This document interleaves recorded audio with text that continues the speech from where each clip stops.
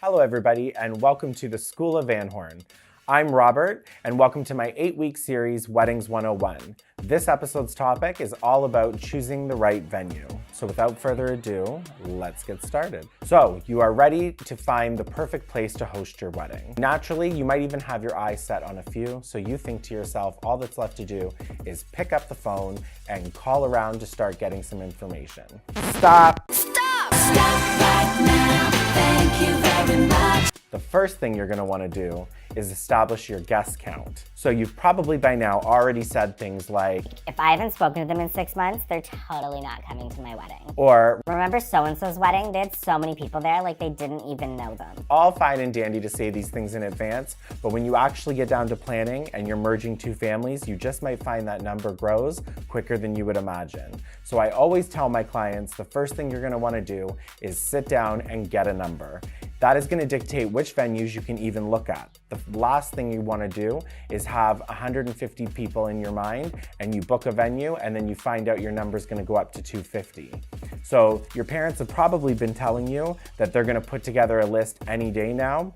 Now's the time to get that list. Sit down, come up with a low number and a high number, and that will let you know which venues you can even consider before you get started. So you've done your work, you've sat down, you got the list from the parents, you've already tried to talk them out of a few people, and either way, you're ready to go. So all that's left to do is pick up the phone and call around. Wrong. Next, you're gonna want to establish a general, and I mean general, venue budget. At the end of the day, you don't want to test drive a Porsche if you're gonna end up buying a Civic. You don't want to fall in love with something that's out of your means, and I can guarantee you, no matter what your budget is, there is a place for you. So make sure you get a general budget so that you know that you're looking at places that are going to fall within the line of the number that you're trying to reach. To review, we've got your guest count now, and we've got your budget. Now you can start calling around and let the site tours begin. Let's take a look at just some of these venues and what you should expect at each one. There are hundreds of places that you can get married, but today I'm going to cover a few thoughts on banquet halls, golf clubs, exclusive venues and boutique venues, and destination weddings.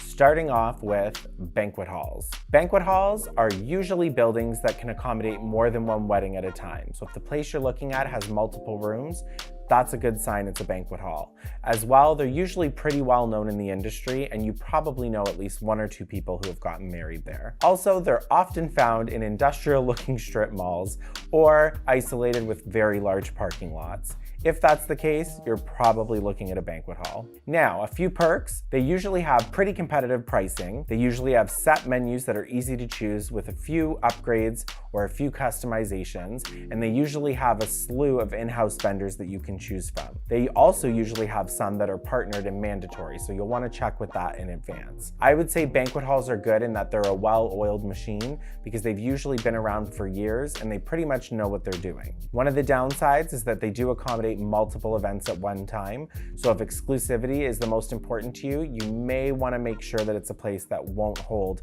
3 or 4 weddings, because then you may be privy to the wedding crasher. Next up, we're going to look at golf clubs.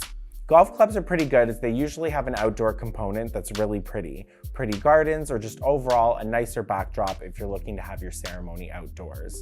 Again, you are going to run into the public being there as they're usually a multi-use facility, and chances are it's not just going to be your guests that are there. In some cases, you can even find golf clubs that have room and board as they're attached to many hotels, which sometimes can be very convenient if you think you're going to have a lot of out-of-town guests. Next up are exclusive venues.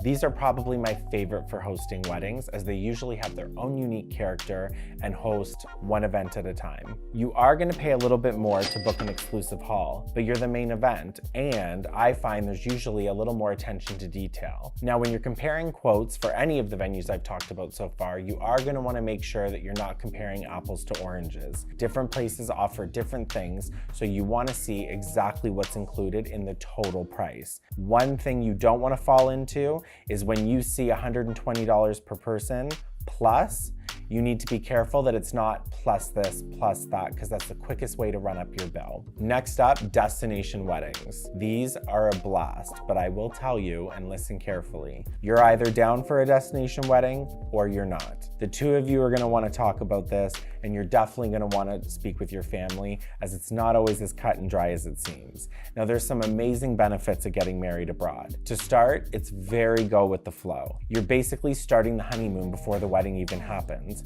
What could be better than that? Also, for you people that don't want the high guest count, you have a much less chance of everybody coming.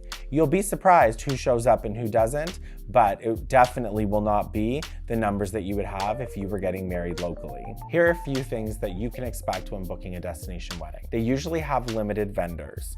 Not limited in that you can't necessarily find what you're looking for, but there isn't always a wide selection in a particular type of vendor that you're looking to hire for your wedding. With certain places, you are going to be required to use the vendors that they have partnerships with. Although I do agree, if you love somebody here, flying them out to your wedding makes total sense. You also may want to consider the fact that the vendors there have access to your venue and they pretty much know how it's going to work and may have more experience with the particular place that you're getting married. Also, the backdrop sets the precedence. Your guests are going to be in a great mood, everybody's going to be down to party, and they're pretty much just there to celebrate you. So you can definitely expect great energy from start to finish. It is going to be a little more chaotic because you need to think about everything before you get on that plane, but nonetheless, you're definitely looking for a good time.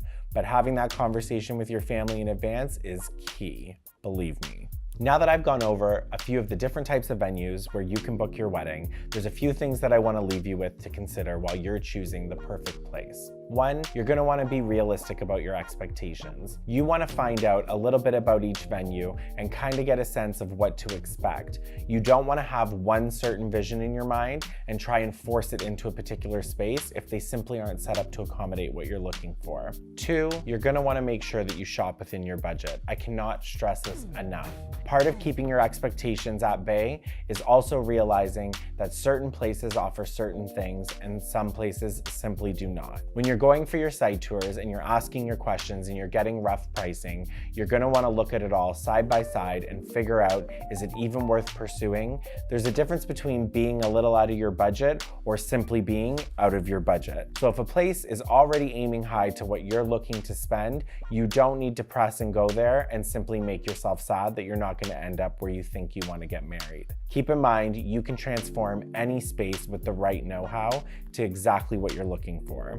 Also, make sure that you're flexible with your date and that you've checked date availability at the venue prior to going for a site tour. The last thing you want to do is drive all the way through traffic to get to your appointment to find out they don't have your first choice, your second choice, or your third choice date. Believe me, you'd be surprised how often that happens. So hopefully I've given you a few things to think about as you're searching for that perfect venue. Get your guest count, get your budget, narrow down the places, check the date availability, and let the site tours begin. One last thing to remember, don't look for the perfect venue that you're only gonna love if everything goes right the day of.